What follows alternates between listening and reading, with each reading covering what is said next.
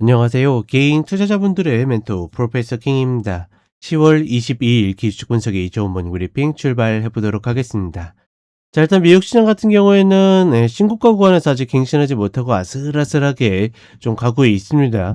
장중에 좀 변동성이 좀 나오는 모습인데, 다만 이제 변동성을 줄여가지고 박스식으로 나오는 모습이고, 이제 뭐 예를 들어서 비트코인이 훅 하고 반등하니까 따라 올라가고, 또 트럼프가 또 시진핑 만나지 않을 수도 있는데 뭐 이제 이런 식으로 이야기를 하니까 또 좀 밀리고, 뭐 이런 식으로 해 가지고 소폭의 좀 변동성이 좀 만들어지는 뭐 그런 모습이다. 다만 하나 이제 눈에 띄는 거는 AI 반도체 흐름이, 그러니까 엔비디아 브로드컴, AMD 뭐 이런 종목들이 지수에 비해서 상대적으로 조금 약세를 보이는 그런 모습들이 있는데, 이게 이제 뭐 전반적으로 우리가 알고 있는 신고가권에서 매물을 받느라 그런 건지, 아니면 반등 모멘텀이 좀 약해진 건지. 특히나 이제 다음 주가 빅테크들이 좀 발표하는 실적 발표가 있는데, 이번 주 같은 경우에는 그냥 이제 우리가 알고 있는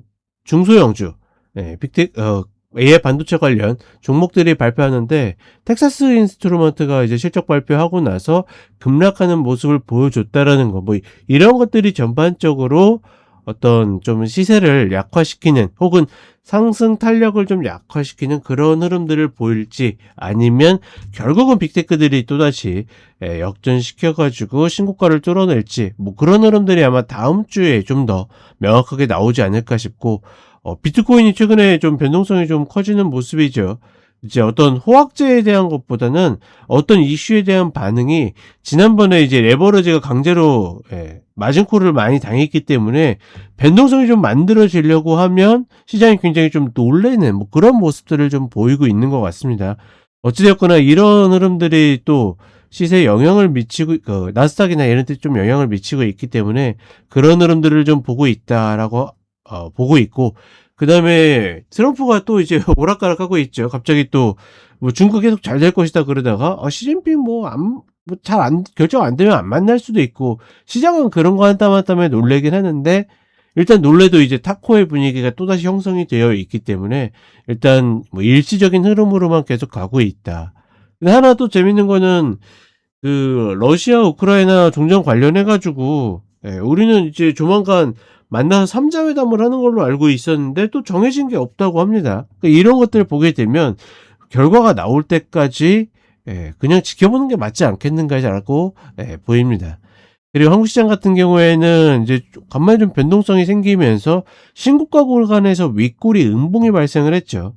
늘 이야기 드리지만 이 윗꼬리 음봉이 어느 위치에 생기냐에 따라서 굉장히 조심스러운 그런 부분들이 있는데, 특히나 신고가 구간에서 생기는 부분들은 조금은 좀 경계심이 만들어지는 그런 흐름이다라고 보시면 될 것 같고, 환율 같은 경우에도 밤새 많이 올라왔습니다. 최근 엔화라 이런 쪽에서 계속 변동성이 발생을 하다 보니까 상대적인 통화인 이제 한국 환율 같은 경우에는 좀 그 변동성을 많이 타는 모습에 있고, 다만 1380원 위로는 계속 오버슈팅이라고 보고 있습니다. 저 위에서는 계속 매도 치면 시간이 흘러면 다시 1380원이 온다라고는 보는데 어찌됐거나 그 자리가 이제는 꼭 바닥처럼 움직이고 있기 때문에 사실 환율을 예측하는 거는 큰 의미가 없다라고 보고 있고, 이렇게 환율이 올라가게 되면 최근 그쵸, 수출 늘어나는 반도체나 이런 쪽에는 굉장히 힘이 될 수 있지만, 예,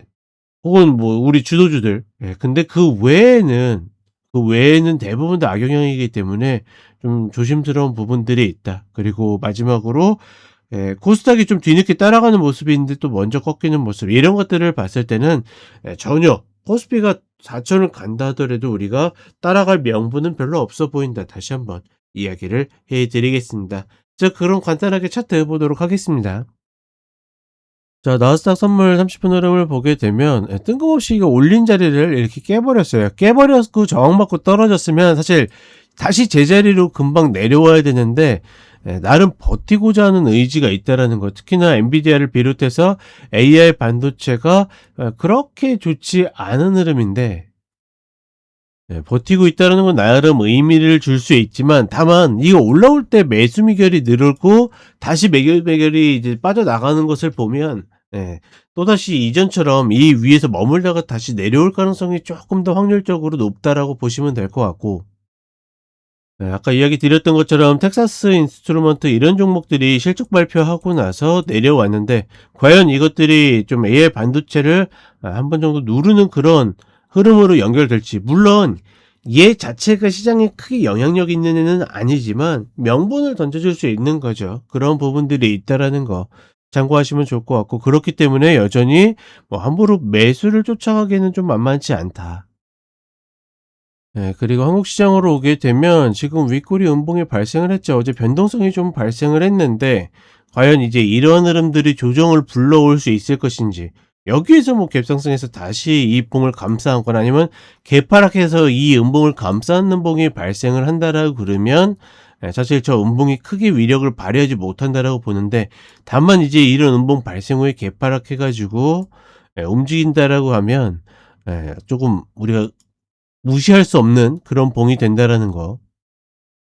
그리고 이 구간에 굉장히 미세하게 갭이 발생을 했는데 이제 오늘 혹여나 개파락 해가지고 이 자리를 메우지 못하고 있는다라 그러면 또다시 메우기 전까지 아일랜드 갭이라는 어떤 규칙을 적용할 수 있는 그런 흐름이 될 수 있다라는 거 같이 인지하셨으면 좋겠고 하나 아쉬운 거는 뒤늦게 따라 붙을 수 있었었던 코스닥이 좀 더 빠지고 꺾이는 그런 모습인데 물론 이제 아직 꺾였다라고 볼 수는 없습니다. 22평을 이탈하지 않았기 때문에 이런 자리가 이탈하게 되면 전반적으로 좀 조심해야 될 필요가 있다. 이야기를 드리겠습니다.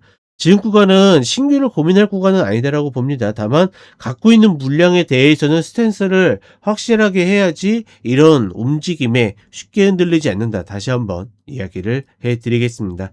자, 그럼 저는 쇼츠로 또 찾아뵙도록 하겠습니다.